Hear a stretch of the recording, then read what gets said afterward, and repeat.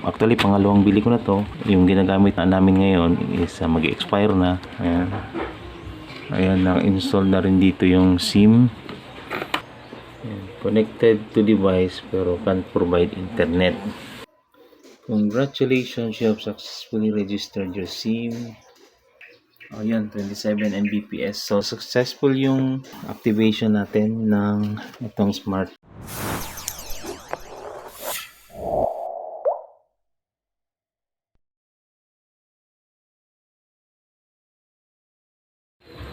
Hello, Kapinetex. Magandang araw po sa inyo lahat. Welcome at welcome back sa Pinoy Tech Channel. So, for today's video, mag-unbox tayo nitong nabili nating smart home prepaid internet. Actually, pangalawang bili ko na to. Yung ginagamit na namin ngayon is mag-expire na. So, bumuli ako ng panibago sa Lazada. Although dun sa smart official store nila, ubus na. Doon merong isang store po na nabilhan ko na meron pa. So, 599 yung presyo nun plus shipping, and then meron na ring 30 days unlimited internet. Okay, so buksan na natin.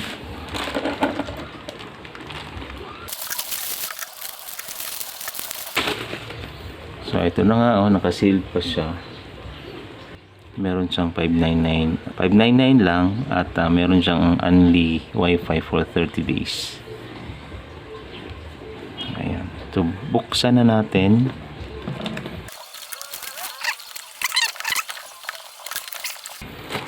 So, ito yung pinaka main unit. Ayan. Ayan, na-install na rin dito yung SIM. Ayan. Ayan. Tapos, ang accessories, meron siyang AC adapter, yung parang ano niya, hinge o yung sa stand niya. Ito naman LAN wire, yun manual. Okay, so pagaganahin natin to dito, kasi ang sabi dito sa manual, sa guide, so i-plug in and then kailangan mo siyang kunin yung user and password and then connect sa GigaLife app, and then ayan, sa number 4, prepaid home gets permanently disconnected after 180 days na hindi naloloadan. Then number 5, you may change your password and Wi-Fi name by logging in sa 192.168.1.1. Pero hindi nakalagay dito na kailangan mo na i-register yung SIM. Kaya dun sa una kong ganito, nagtataka, bakit kumukonek pero walang internet? Yung pala, kailangan mo i-register yung SIM sa smart para ma-activate nila yung 30 days na unli data. Okay guys, so isa-set up na natin itong smart home prepaid natin na Wi-Fi.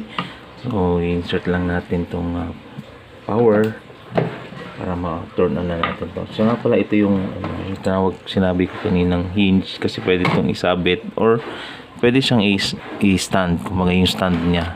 Ito, ikabit natin para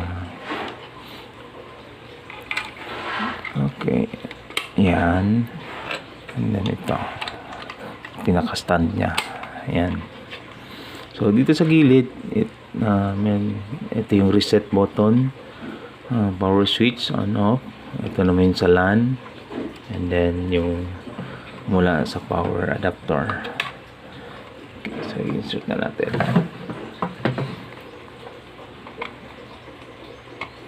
Yan, then turn on.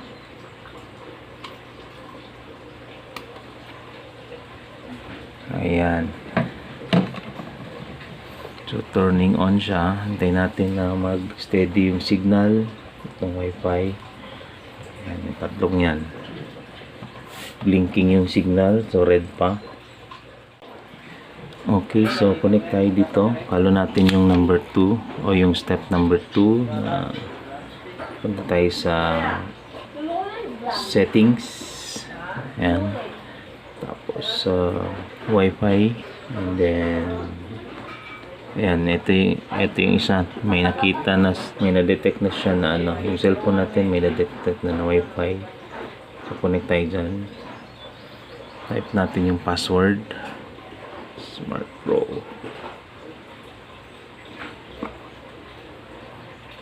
And then connecting. Yan. Connected to device pero can't provide internet. So, diba? So, gagawin natin ngayon dito kasi sa Giga Life para ano lang to eh. Number 3 kasi, connect your smartphone to your prepaid home Wi-Fi device and download or open the Giga Life. Dito kasi pwede ka mag-add ang load, check usage by promos. So number 4, ano lang, parang reminder lang na madi-deactivate sa after 180 days.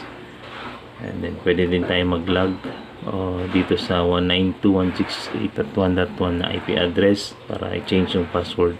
So ngayon, connected siya pero walang internet. Hindi sinabi dito na i-activate pa yung SIM. So ngayon mag-activate tayo ng SIM. Punta tayo sa okay guys, balik tayo sa SIM registration. Ito na, punta ako sa smart.com.ph para i-register ko itong SIM number na naka-load dito sa naka-install dito sa smart home wifi. Okay. So punta tayo dito sa step 1. Yung step 1 ito is so enter your number, send OTP. So naka-ready na natin yung laptop natin, naka-connect dito. Ayun, dapat mag-send siya ng OTP. Ayan, para mabilis.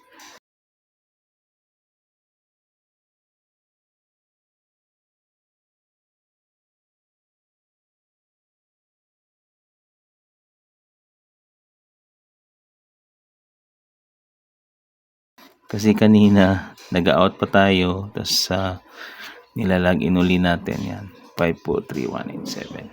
Okay. 543197. Verify. Ayan. Okay. Proceed tayo sa SIM registration.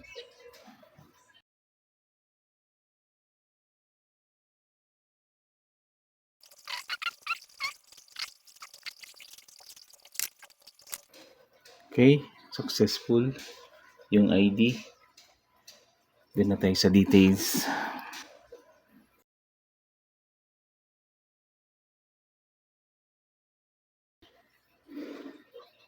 Summary. So, ito na yung summary. Double check. Okay.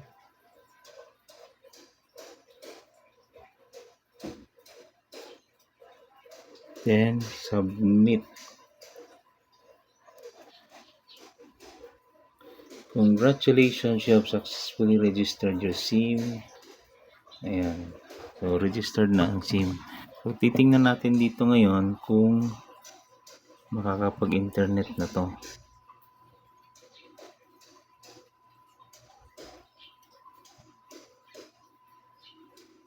Ayan, mukhang meron na. Tingnan natin, balik na sa SMS.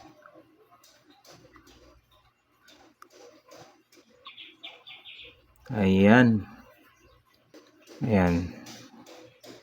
Congratulations, you have successfully registered your SIM. You will receive welcome SMS once your SIM is fully activated. Okay, activated na ng SIM.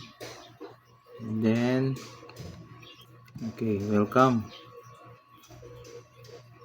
Ayan na, awesome. Welcome to Smart Bro Home Wi-Fi Prepaid. Enjoy your free unlimited data for all sites and apps. Best for families, no speed limits for 30 days.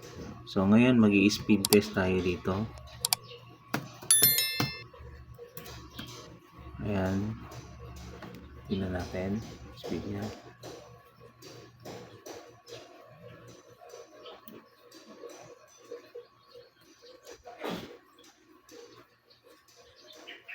O yan, 27 Mbps. So, successful yung activation natin ng itong smart home wifi. So, wrap up tayo dito sa guide na to. So, plug in and then kunin nyo yung password nito. Nasa ilalim lang nito.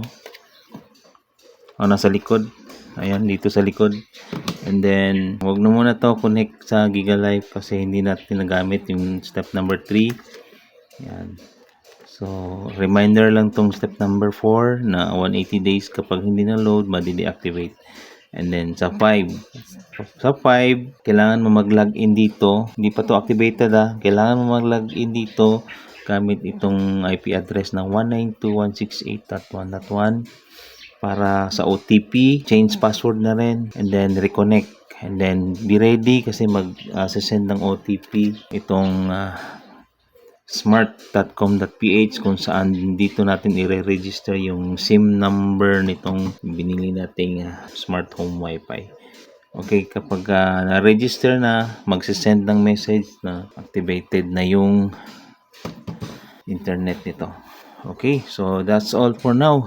And hope nakatulong tong video na to sa mga nakabili nito. Yung una ko kasing bili nito is nahirapan ako. Nag-message ako sa pinagbilhan ko, which is yun nga yung smart na sellers. Ang reply nila is nakapag-register na po ba kayo?